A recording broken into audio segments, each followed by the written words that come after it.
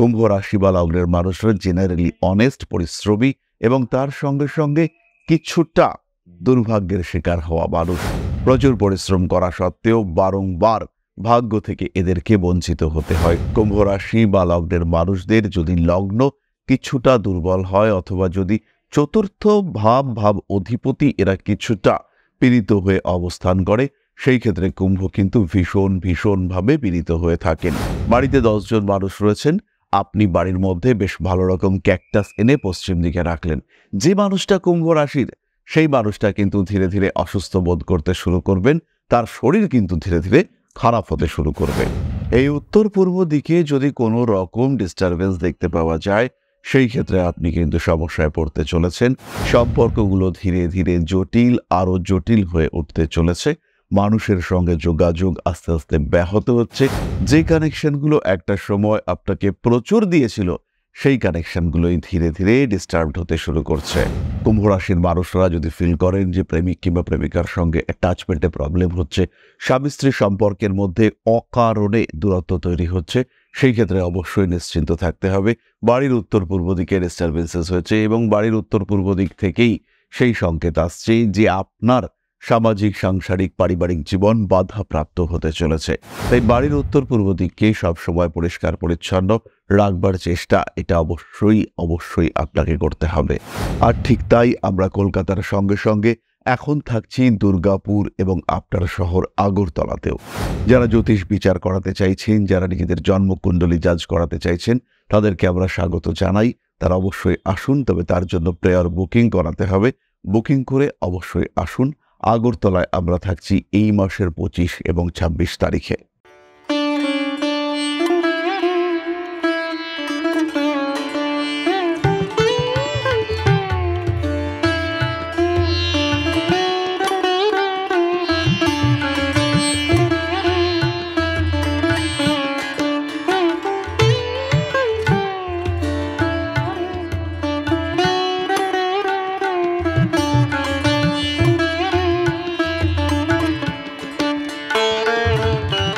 নমস্কার, Rishibani institute of Vedic অ্যাস্ট্রোলজির পক্ষ থেকে স্বাগত জানাই আজকের জ্যোতিষ আলোচনায়। আমি শান্তনু আপনাদের সঙ্গে। আলোচ্য বিষয় বিশুদ্ধ জ্যোতিষ এবং বাস্তু। আজকে আমরা আলোচনা করব জ্যোতিষ এবং বাস্তুর সমন্বয় কিভাবে কুম্ভকে প্রভাবিত করে। কালপুরুষের একাদশ রাশি শনি প্রভাবিত বায়ুতত্ত্বের এই রাশি, এদের জীবনে বাস্তুর প্রভাব কতটা? কুম্ভ রাশি বা লগ্নের মানুষরা জেনারেলি অনেস্ট, পরিশ্রমী এবং তার সঙ্গে সঙ্গে কিছুটা দুর্ভাগ্যের শিকার হওয়া মানুষ। প্রচুর পরিশ্রম করা সত্ত্বেও বারংবার ভাগ্য থেকে এদেরকে বঞ্চিত হতে হয়। সৌভাগ্যের সূচনা হতেও মনে হয় এই আটকে গেল। যাই হোক, কুম্ভ বায়ুতত্ত্বের রাশি এবং এদের জীবনে সবচেয়ে বেশি প্রভাব বিস্তারকারী দুটি দিক হলো, একটি পৃথ্বী তত্ত্বের দিক আর একটি জল তত্ত্বের দিক।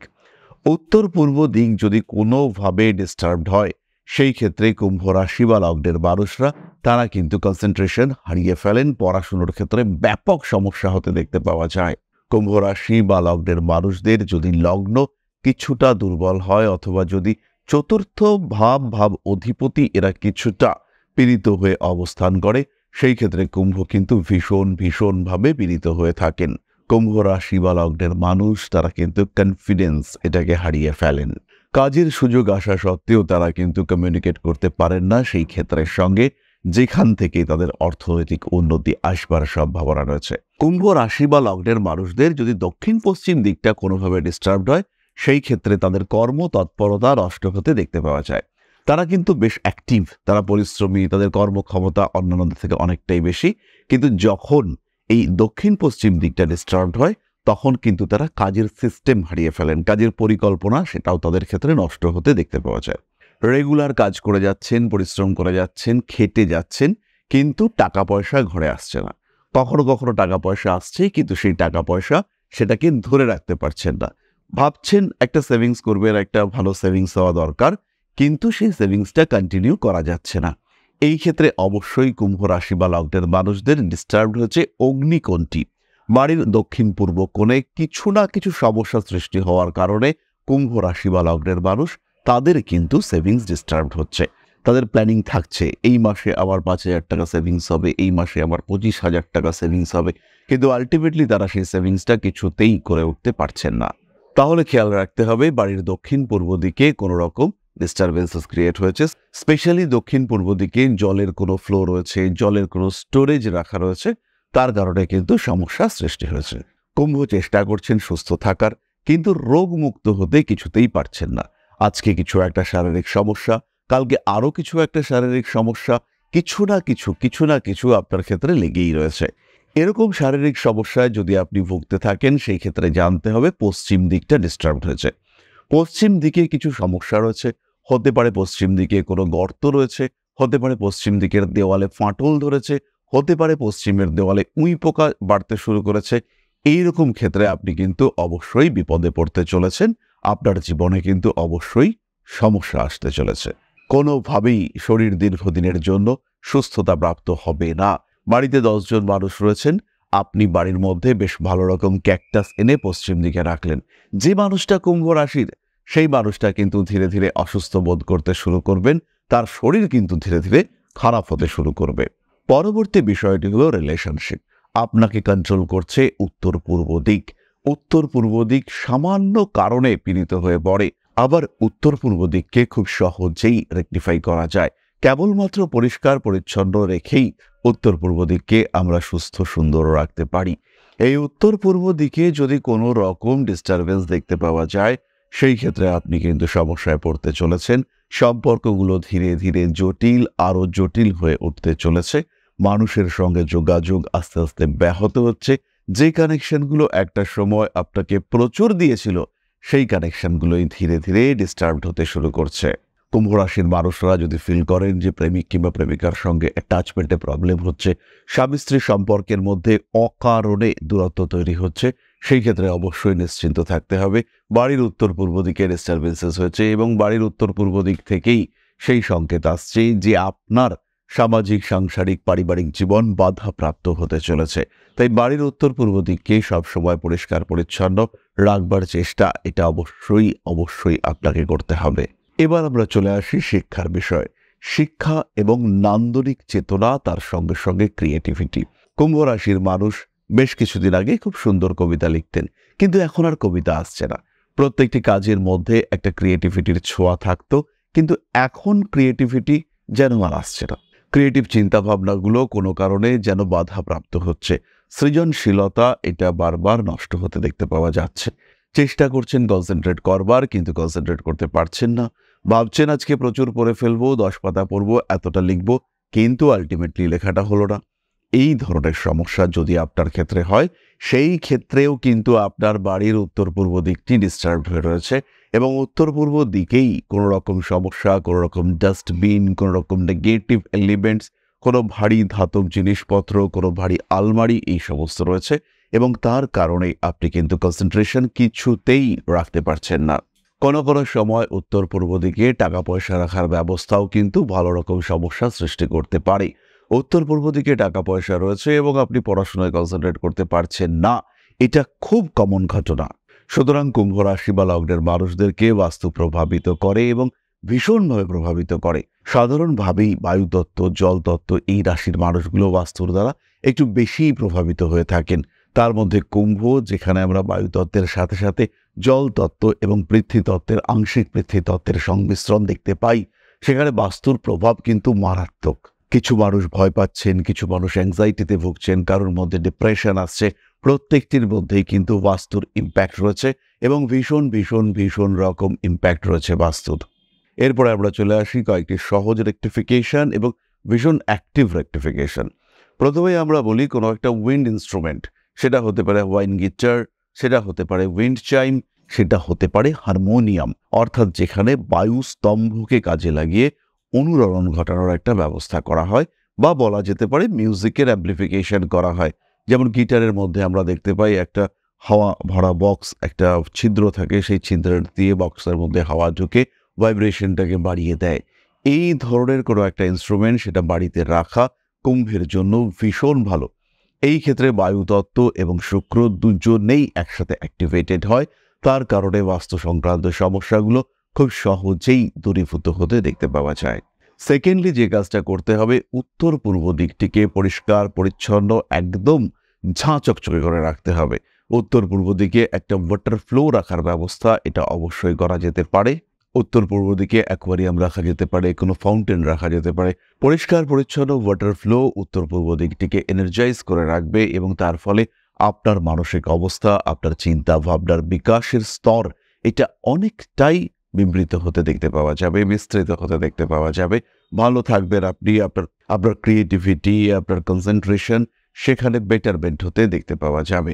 মানসিক অস্থিরতা, অশান্তি থেকে দ্রুত মুক্তির সম্ভাবনা সেটাও বাড়তে দেখতে পাওয়া যাবে। এরপরের বিষয়টি হলো ফিনান্সিয়াল স্টেবিলিটি। টাকা পয়সা আসছে কিন্তু থাকছে না। বাড়ির পশ্চিম দিক থেকে দক্ষিণ পশ্চিম দিকে অগ্রসর হচ্ছেন, তার মোটামুটি মাঝামাঝি জোনে।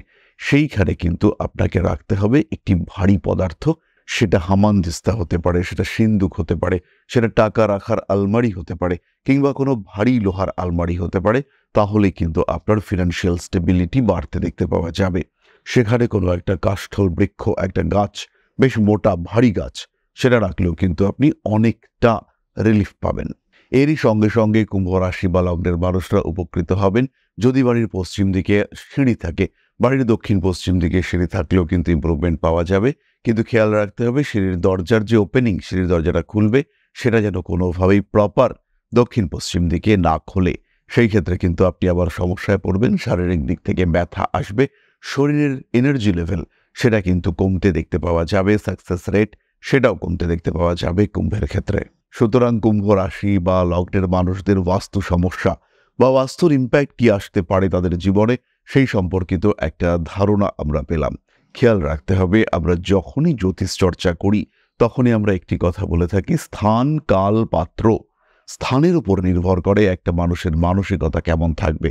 শ্মশানে আমাদের একরকম মানসিকতা হয়, আবার যখনই আমরা অবস্থান করি কোনো হিল টপে, পাহাড়ের ওপরে, পাহাড়ের সৌন্দর্য আমাদের মানসিকতাকে চেঞ্জ করে দেয়। পাহাড়ে অস্থিরতা থেকে আমরা বেরিয়ে আসতে পারি, মানসিক দিক থেকে চাপ মুক্ত হতে পারি।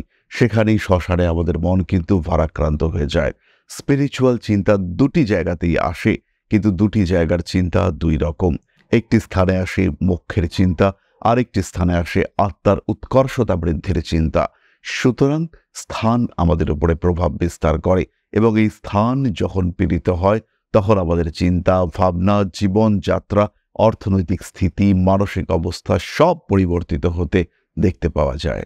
তাহলে এবার আমরা চলে আসবো আলোচনার পরবর্তী স্তরে, অর্থাৎ আপনাদের প্রশ্নে জ্যোতিষের উত্তর। তবে তার আগে বলি, জীবনে সমস্যা আসতেই পারে। সেই সমস্যা মানসিক হতে পারে, দৈহিক হতে পারে, পারিবারিক হতে পারে, অর্থনৈতিক হতে পারে, কিন্তু প্রত্যেকটি সমস্যার আমরা সমাধান সূত্র খুঁজে বার করতে পারি।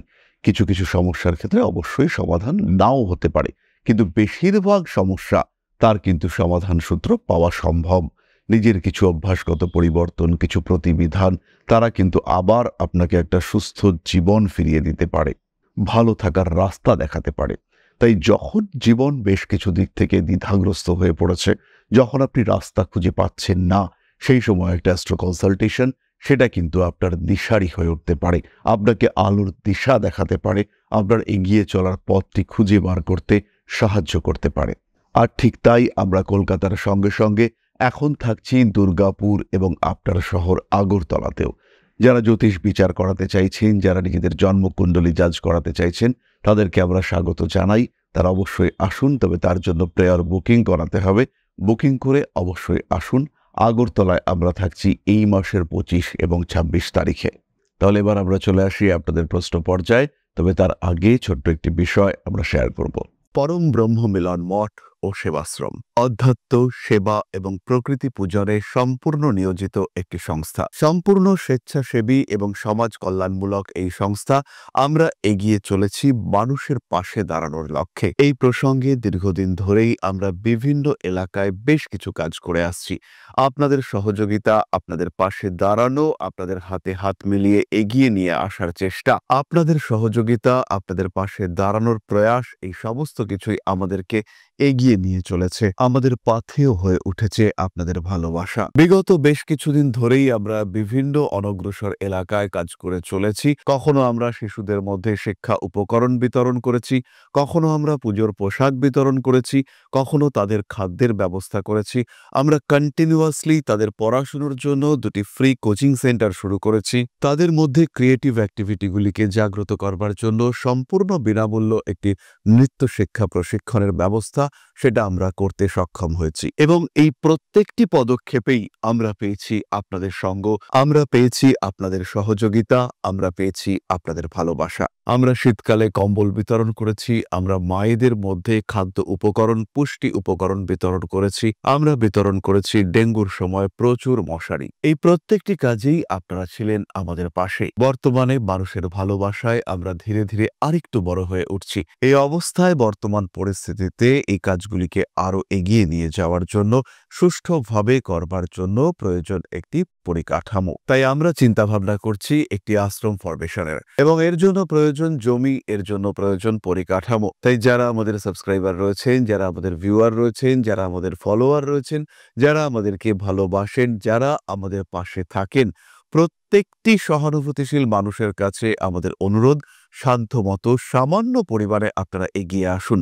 বিন্দু বিন্দুতে সম্পূর্ণ হবে সিন্ধুর গঠন, তৈরি হবে পরম ব্রহ্মমিলন মঠ ও সেবাশ্রমের পরিকাঠামো। তাই যারা বিভিন্ন সময় বিভিন্ন অবস্থায় মানুষের পাশে গিয়ে দাঁড়ান, যারা প্রকৃতিকে ভালোবাসেন, যারা জীবনকে এগিয়ে নিয়ে যাওয়ার পথে অন্যকে সাহায্য করতে পছন্দ করেন, সেই রকম প্রত্যেকটি মানুষের কাছে আমাদের সাধারণ অনুরোধ, আমাদের এই মহৎ উদ্দেশ্যকে সফল করে তুলবার জন্য যতটুকু সম্ভব, যতটুকু সাধ্য অবশ্যই এগিয়ে আসুন, বাড়িয়ে দিন সামান্য সহযোগিতার হাত। অধ্যাত্ম, সেবা এবং প্রকৃতি পূজনের এই মহান কর্মে, মহান ব্রতে ব্রতী হয়েছি আমরা। আমাদের সঙ্গে হাতে হাত মিলিয়ে আপনারাও যতটুকু সম্ভব এগিয়ে আসুন। সবার প্রচেষ্টায় এই বিরাট কর্মযজ্ঞ সাফল্যমণ্ডিত হবে। সবাইকে জানাই অগ্রিম ধন্যবাদ। আমরা জানি আপনাদের সহযোগিতা আমরা পাবো। বেশ কিছুদিন ধরেই বহু মানুষ আমাদেরকে সাহায্য করে চলেছেন, কারণ আমাদের ইন্ডিভিজুয়াল সামর্থ্য অতি ক্ষুদ্র, তার মাধ্যমে এই মহৎ কার্যগুলিকে সম্পূর্ণ করা সম্ভব নয়। তাই প্রত্যেকের ছোট্ট ছোট্ট সহযোগিতার হাত আমাদেরকে এগিয়ে নিয়ে চলেছে। আমরা এগিয়ে চলেছি সাফল্যের লক্ষ্যে। আপনাদের ভালোবাসা এভাবেই আমাদের পাশে থাক, আমরা সফল হবই। তাহলে এবার আপনাদের প্রশ্নে আমরা চলে আসব। প্রশ্ন করেছেন নন্দিনী রুদ্র। 15/12/1990, জন্ম সময় 3:55 শনিবার। Birth place Krishnanagar. বিয়ে কবে হবে? বিয়ে হলে কেমন হবে? জব কবে হবে? বাবা অসুস্থ, 2 বছর বিছানায় শয্যাশায়ী। বাবা কেমন থাকবে? বাবার নামে একটা জমি আছে, সেটা বিক্রি করবে হবে। মার শরীর ভালো না, মা কেমন থাকবে? প্লিজ বলবেন দাদা। নন্দিনী, প্রথমেই বলি, এই সময় তোমার জন্য ভালো যাচ্ছে না এবং এতগুলো প্রশ্নের উত্তর ইউটিউবে দেওয়া সত্যি সত্যি মুশকিল। তোমার জন্মকুণ্ডলী অনুযায়ী বিয়ের সময় 2026 সালের শেষ ভাগ, 2027-এর প্রথম দিক। 2027 জানুয়ারিতে তুমি বিয়ের ডেট নিয়ে ভাবতে পারো। এর সঙ্গে সঙ্গেই জবের যোগাযোগ রয়েছে এই বছর থেকেই। বর্তমানে তোমার চাকরি প্রাপ্তির সংযোগ চলছে এবং চাকরি প্রাপ্তি তোমার ম্যাক্সিমাম সমস্যার সমাধান করবে। এবং এই যে এত স্ট্রেস, অ্যাংজাইটি এর মধ্যে রয়েছে, যেই মাত্র এনগেজমেন্ট বাড়বে তখনই কিন্তু মানসিক দিক থেকে শান্তি, তৃপ্তি তুমি পাবে এবং অবশ্যই পাবে। তাহলে আজকের আলোচনা আমরা আর দীর্ঘায়িত করব না। সবাই সুস্থ থাকুন, ভালো থাকুন। মা শ্রী শ্রী আদিশক্তির আশীর্বাদে আপনাদের জীবন আরো আরো আরো সমৃদ্ধ হয়ে উঠুক। জয় মা আদিশক্তি। নমস্কার।